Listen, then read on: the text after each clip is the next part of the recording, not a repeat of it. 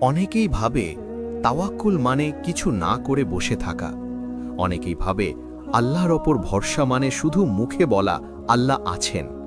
কিন্তু না, তাওয়াক্কুল মানে হলো চেষ্টা আমি করব, কষ্ট আমি সহ্য করব, হারাম এড়িয়ে চলব, চোখের পানি লুকিয়ে রাখব না, আর ফলাফল আল্লাহর হাতে ছেড়ে দেব। আজ থেকে বহু বহু বছর আগের কথা। সিরিয়ার দিমাশক শহরের পাশ দিয়ে বয়ে যেত বারদা নদী।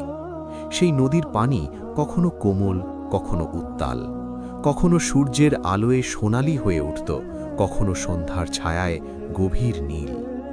নদীর তীর ঘেঁষেছিল একটি ছোট্ট গ্রাম, খায়রাবাদ।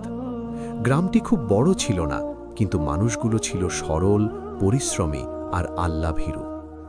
সেই গ্রামেই বাস করত উসমান ইবনে সালেহ। বয়স ৩০-এর কাছাকাছি। পেশায় সে ছিল একজন মাঝি। তার নিজের কোনো বড় সম্পদ ছিল না, বড় জমি ছিল না, বড় ব্যবসা ছিল না।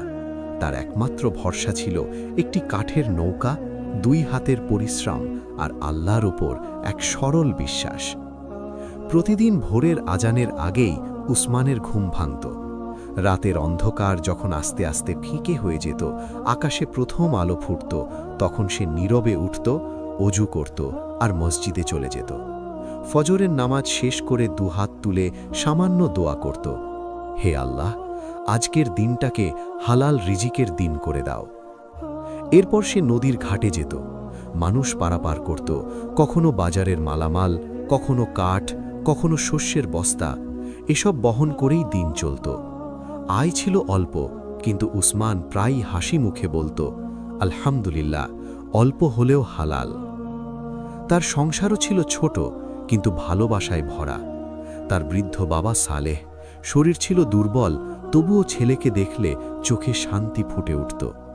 মা রাহিমা ছিলেন নীরব স্বভাবের, দোয়াপ্রবণ এক নারী। স্ত্রী জুয়াইরিয়া ছিল ঘরের আলো। অভাবের সংসারেও যার মুখে অযথা অভিযোগ শোনা যেত না। আর ছিল ছোট্ট কন্যা মারিয়াম, মাত্র ৫ বছর বয়স। মেয়েটার হাসি যেন ক্লান্ত দিনের শেষে জান্নাতের বাতাস। উসমানের জীবন খুব সহজ ছিল না। অনেকদিন এমন গেছে যখন সন্ধ্যায় ঘরে ফিরতে ফিরতে সে হিসাব কষেছে আজকের আয় দিয়ে ওষুধ হবে নাকি চাল। তবুও সে কখনো আল্লাহর দেয়া নিয়ে তিক্ত হয়নি, কারণ তার বাবা ছোটবেলা থেকেই তাকে শিখিয়েছিলেন, বাবা, রিজিক শুধু টাকা না, শান্তিও রিজিক, সুস্থতাও রিজিক, ঈমানও রিজিক, সন্তুষ্ট হৃদয়ও রিজিক। বসন্তের শেষ দিকের এক বিকেল,